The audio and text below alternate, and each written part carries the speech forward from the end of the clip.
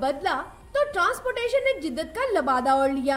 नुमाइश में सजी जदीद हैवी बाइक, मोटरसाइकिल देखने में तो आम लग रही हैं, लेकिन इन्हें एक चीज ने खास बना दिया और वो है बिजली। इतना ही नहीं, जदीद डिजाइन का रक्षा भी इलेक्ट्रिक है, जिसे घंटों नहीं बल्कि सेकंड्स में चार्ज किया जा सकता है।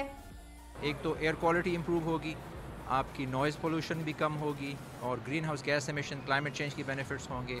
इसके अलावा जो ऑपरेटिंग कॉस्ट हैं वो भी हमारा इरादा है कि हम आधी कीमत पे ले आएँ।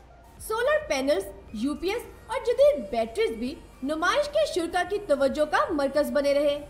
बहुत सी न्यू टेक्नोलॉजी जो है वो देखने को मिल रही है। जैसे पाकिस्तान में क्राइसिस चल रहे हैं इस टाइम एनर्जी के, स्पेशली जो है लोड शेडिंग के पॉइंट ऑफ व्यू से, यहाँ से इन्होंने एक बहुत अच्छा एनवायरनमेंट क्रिएट किया हुआ है। इट्स गुड, ऐसी होनी चाहिए एग्जीबिशंस, और इससे नॉलेज में भी इजाफा होता है और आपको नई चीज़ें आप लोग अपने घर में इम्प्लीमेंट भी करते हैं।